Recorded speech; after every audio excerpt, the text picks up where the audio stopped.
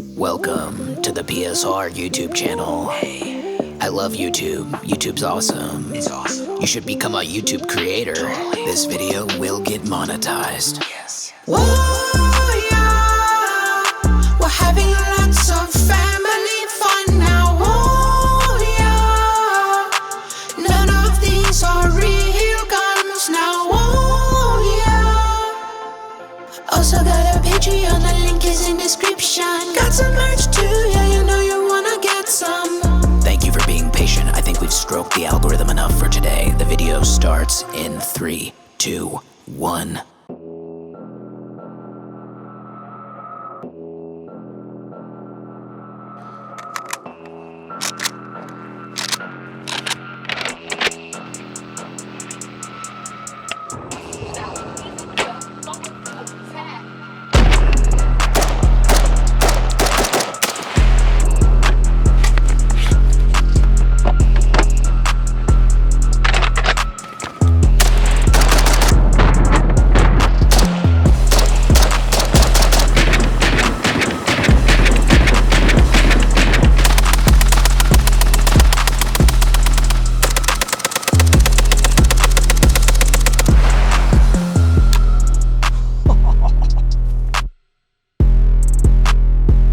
What happens when you mix an FAL, a SIG 550, and an AK? This is the M10X Plus. This is the Gen 3 from M&M Industries. We're gonna put a mag through it and then I'll talk about it, but let's give her shit.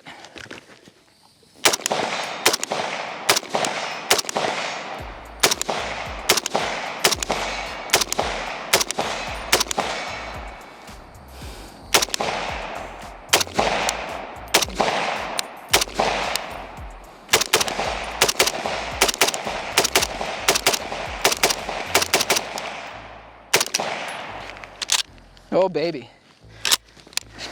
Let's talk about the M&M M10X. All right, so the M&M M10X Plus. I have put almost 3,000 rounds through this gun. I got it over a year ago. The guys that sent it to me, M+M, they did send it to me for free. They didn't pay me to do this review or anything, and they've actually been extremely patient because it's been over a year I've had this gun, and I've been telling them, yeah, I just want to put it through its proper paces.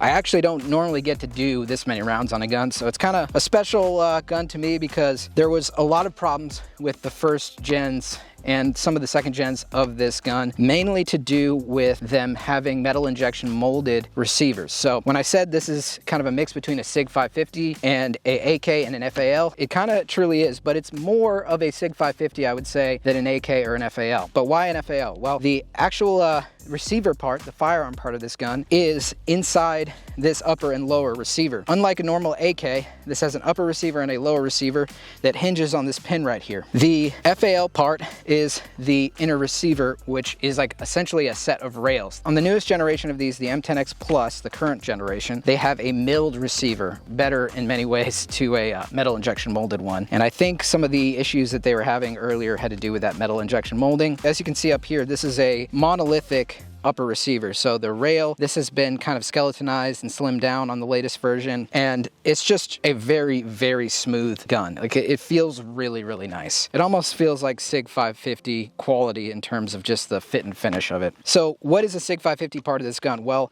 it shares this hinging design, like I said, with the SIG 550, but also the gas system is very, very similar. Now, a while ago, Mike Meyer, who is the owner of M+M Industries, they imported a ton of Romanian AKs primarily, kind of an AK dealer, so to speak. He decided he wanted to make his own kind of modernized AK type gun, the 7.62x39, and used AK mags, but he wanted to perfect it, make it a bit more accurate and just a nicer gun. He actually was a former engineer at SIG Sauer, Switzerland, so you can see kind of the connection between this gun and the SIG 550 in that respect. Now, as far as the operation of this gun, this is the closest thing to the SIG 550 in terms of just relationship goes. The SIG 550 has a op rod and recoil spring assembly kind of mixed together. So this is a long stroke piston gun like the AK, but also like the SIG 550, more similar to the SIG 550 because it's got that op rod and then a recoil spring attached to it. So we can see where Mike got his inspiration, definitely from the SIG 550 for this thing. While it does, you know, improve on the AK design, design. It's more of a relative to the SIG 550 in my opinion, but we do have an AK trigger in here, and we have an AK grip and AK magazines. So some of the features of this thing. It's got a ambidextrous charging handle, which you can mount on either the traditional AK side over here, or you can mount it over here on the left side. I prefer the left side. I'm a right-hand shooter, easy for me to cock it. I just prefer that. It is a reciprocating charging handle, but the charging handle is so far back, it's nowhere near your hands, so you don't have to worry about, you know, it biting you per se, unless you're grabbing it like this, but that would be a rookie mistake. M-lock, like I said, monolithic rail. This is all M-lock. It's got 2 positions of M-lock and then M-lock on the bottom. It's got a 16-inch chrome-lined cold hammer forged barrel, which we love. A Magpul Zukov stock, and it folds. And it actually can be used like this. It does clear the ejection port. I have shot it folded. I've got a little cheek riser on here for the Magpul stock. It's got an ambidextrous safety lever, very similar to the M4 AR pattern, which I really do like, as opposed to the safety selector on an AK. I don't care if you're an AK guy and you're just like, yeah, the safety selector on the AK is superior. It's not. This is definitely superior. It is just a tad stiff, but it's like a 45-degree throw. It works well. The other great thing about this gun is it's got an adjustable gas block. So if you're running, you know, lower kind of underpowered ammo, that is a thing with 7.62 by 39. It's not really consistent in terms of what you use. Sometimes the steel case stuff, it's very inconsistent. There's no real such thing as match grade 7.62 by 39. Having an adjustable gas block is really, really nice, and that is one of the best features of this gun in my opinion. I have removed the original muzzle brake / flash hider that was on here and replaced it with a dead air Xeno mount. This is like their A2 style. I've shot it a ton suppressed. I've shot it unsuppressed. It runs right now in this setting on the gas block, both suppressed and unsuppressed fine, so I haven't really had a desire to change it. Let's talk a little bit about the history of this gun, because it had some issues early on. The early generations, there were lots of complaints with this thing, a lot of them, and they were not functioning properly. M+M, they've taken the feedback and they've done the R&D to engineer a better milled receiver, and I'm happy to say that after like 2,500 to 3,000 rounds, probably at the end of today, we are not having any of those issues. There was like failures to eject, all that stuff. And I think a lot of that honestly had to do with ammo, but also that metal injection molded receiver. Now, what about magazine compatibility? Well, I've tried a ton of different magazines in this. This is a reproduction Pro 2A Customs Bulgarian magazine that looks like Bakelite, so it's fake light. But I've tried P-mags, I've tried the red mag Romanian mags, I've tried just normal steel mags, like KCI Korean mags, but I haven't had any issues with mag compatibility. Maybe I had one issue with a feeding thing from a Yugo one, but there's no standard for AK mags. It's kind of like you get what you get, and hopefully your AK will accept it. This has been very accepting gun of all mags. The modifications I've done to this thing, not much. I've just added this squirted grip here, designed by Laughs Dynamics. It's kind of like Zenitco clone. This is just out of PLA. I've got these Strike Industries kind of FDE colored M-lock grip panels. I've got the Strike Industries cable management system here, which is really nice. The Surefire scout light on here. We got a lead and steel Promethean LP1 optic on here with this kind of bronze shroud. Personally, I love the OD green with the FDE accents. I just think that looks sick on guns. And the Cerakote on here with the FDE and the OD green, really hot. I gotta say, it's quite a beautiful gun. Now, as far as weight goes, I wanna say it's probably about the same as like a regular AK. It's a little heavy if you're used to shooting ARs. If you're used to shooting AKs, this is about the same.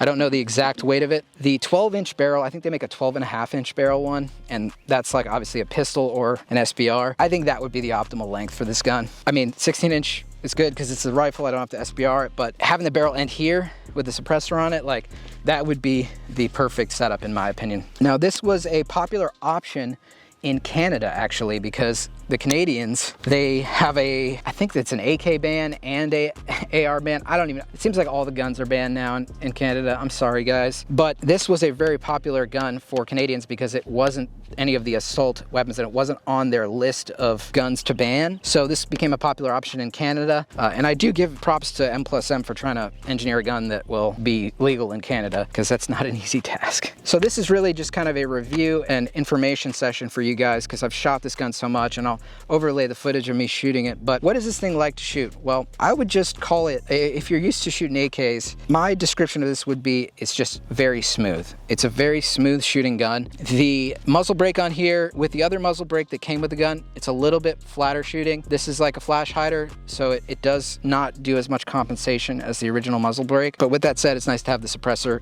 capability on there. It just feels really, really well made. It doesn't have that AK grit to it, but you still get the AK kind of vibes, obviously, with the same round. It's just refined. It's extremely refined. Before we get into the rest of the video, guys, I gotta thank the channel sponsor of PSR, and that is Have Engineering.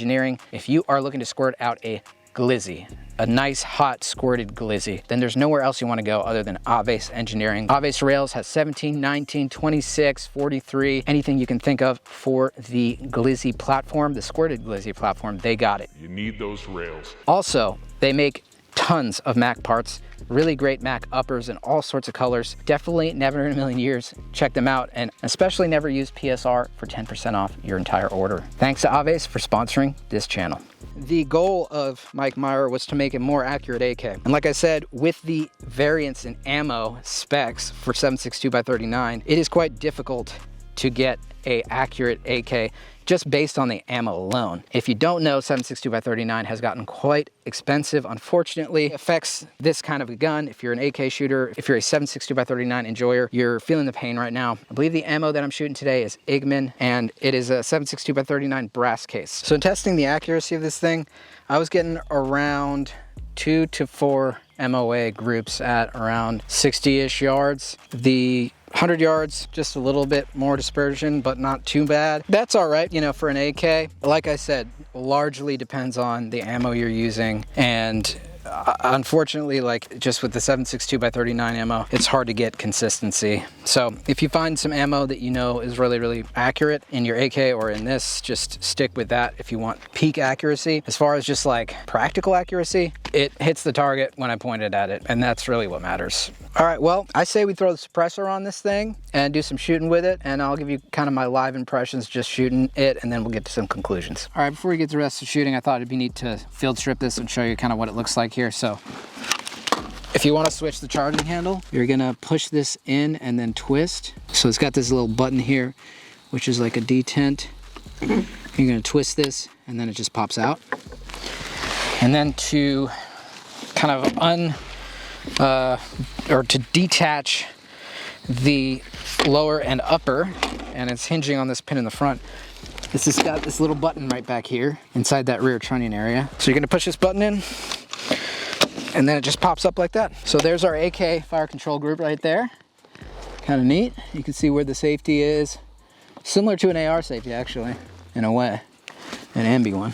Let's take our BCG out here. And that's what the bolt group looks like. And it's actually got an ejector on the bolt face, unlike an AK, which is kind of cool. I actually haven't cleaned this gun once in the almost 3,000 rounds. So you can see it's getting pretty dirty as she keeps on ticking. Takes a lick and keeps on ticking. So we're just gonna slide our bolt back in here. Just like that. We're gonna close this thing up, and it should just kind of, yep, hitch back in there. And then gonna take that, and now that's in, and she's back together just like that. It's pretty simple field trip. All right, we're gonna just take a couple shots unsuppressed and then throw on our suppressor. I'll just kind of give you my impressions on the shooting as I go through it here.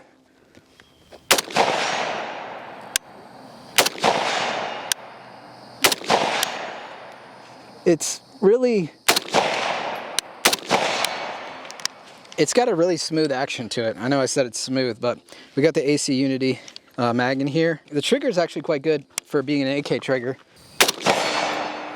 Very audible reset.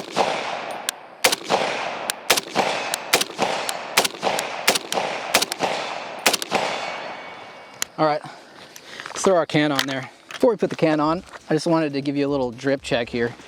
We got these sick cry cut jeans from Cedar Core. Cedar Core, homie of mine out of Lebanon, sells surplus camo, like rare Middle Eastern camo. So shouts out to Cedar Core. They even got the the little knee adjustment there.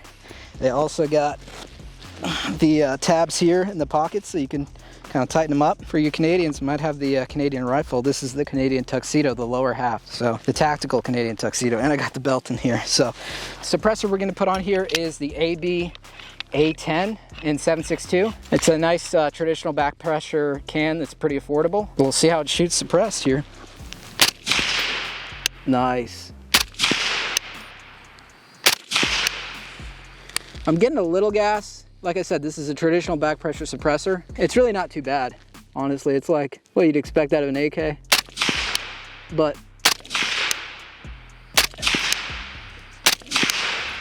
cases are not getting yeeted like an AK.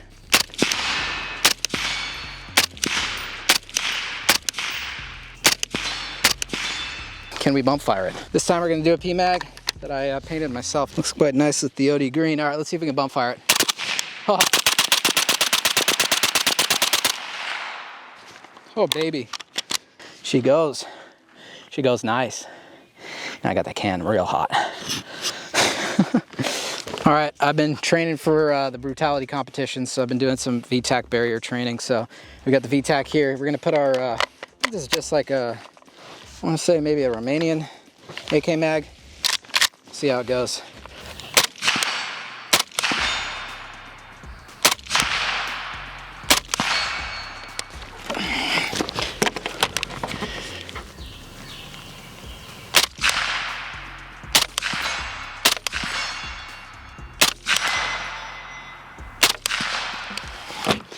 All right, let's try the sideways one.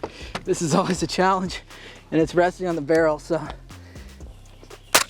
Oh, got my hand in the way of the, we feet around, we did. Got my hand in the way of the charging handle there. There it is. Nice.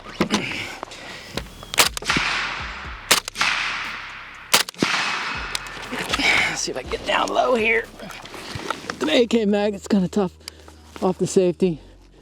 Oh, fuck, that's hot brass.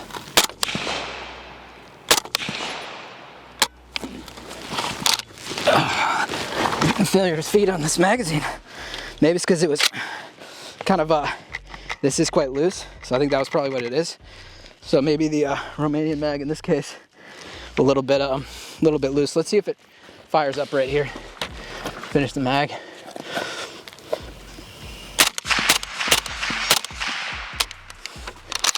All right, did okay once it was upright. So it's kind of a little bit loose. It's a little bit loose in here, which normally is, you know, it's normal for AKs. But because it was kind of tilted and putting the weight on it, I think that's what did it. Let's see if the PMag has that same issue. Actually, that's much stiffer in there. Let's get down low again and try that. There it is. Oh, I'm getting a little gas here. There we go. So no problem with the PMag because it's a little bit more stiff in there. One thing I noticed definitely in doing kind of like under pressure safety selector, it's a bit stiff. It's hard to kind of manipulate without going under the other side and doing the ambi thing. That is a good thing that it's ambi, but it is just a little stiff even after all these rounds. So there's that. But shooting it suppressed, it's nice. When I had it canted this way, definitely got gas. With a more high flow suppressor, you'd probably definitely not get as much gas, but with this traditional back pressure AB can, definitely getting a little bit of gas when it's canted that way and it's coming to my face and I'm laying down. Oh, it's getting hot though. Yeah. That is one thing. You know, the AKs, they get hot. AK derivatives get hot. This thing's getting pretty hot after we have the suppressor on it and shot, you know, 2 or 3 mags. All right, so getting to some conclusions on the M+M M10X Plus. This thing has been dead reliable for me. After about 3,000 rounds, I had a couple little malfunctions with ammo, and I think the one magazine wasn't feeding. I tried a squirted PLA mag, and that had some issues. Other than that, it's been super reliable. I haven't had any issues like what was reported for the first and second generations of this. This third generation one, which is the current one, has been awesome. These are around, I think MSRP is like between 1,800 and 2 grand, which that's a lot of money for a gun that, doesn't have a bolt hold open, and it's an AK essentially with a little bit of extra steps. However, I found these things recently as low as $13.99. And at $13.99, I would say this is absolutely a good deal for this kind of a gun. This caliber of just a craftsmanship and just attention to detail, the smoothness of the action,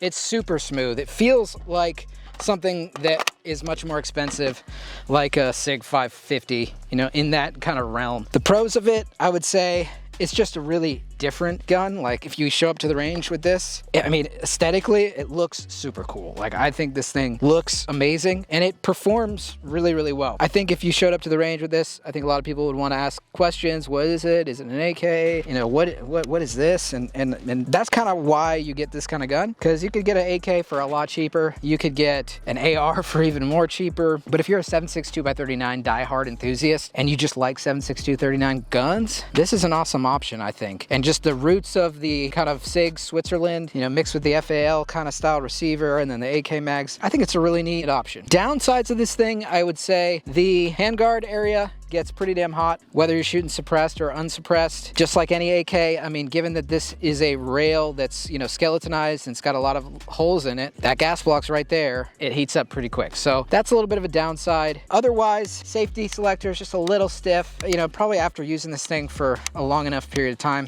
it would become a little bit less stiff. I do like the Zukov stock. It's okay. Personally, it would be cooler if they could do a 1913. I'm sure they actually probably already do a 1913, but it would be cool if it was like a rear trunnion situation where you could like swap out like a Scar stock or something different than the Zukov, because the Zukov just kind of, it's all right. It's not bad. The cheek riser definitely helps. I think M+M is a cool company because they've been importing AKs for a long time, and I think they may still do imports of AKs and some other cool guns. So definitely a cool company to support. They are based here in the US, and yeah, the M10X, I'm happy with it. I think it's pretty sweet. I would love to see if a AK FRT trigger would work in here, because then that would change the dynamic of this thing. Even though we did do some bump firing, it would be kind of fun to do some FRT stuff with this if possible. I don't know if it would work with that safety being different than the one on the AK, but I mean, I guess it's worth a shot. Yeah, well, I hope you guys enjoyed the video. My deepest apologies to M+M for taking so damn long to do this review, but I actually am happy that I waited this long and put this many rounds through the gun. I normally don't do that. It's really enabled me to get a good idea of how this gun performs, and like I said, it's been dead reliable. So big thank you to M+M for sending this thing out. I'm gonna keep shooting it. It's been a lot of fun getting to know this gun over the last year and a half or so. I say we send it off with a Canadian Wet Dream.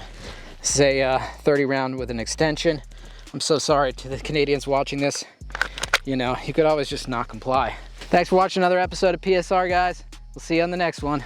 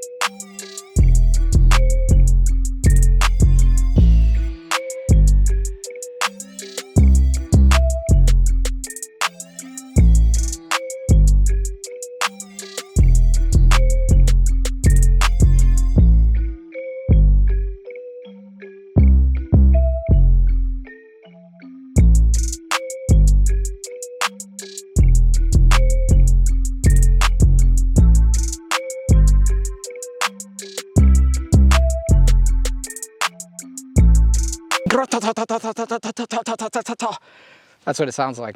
Keep doing it.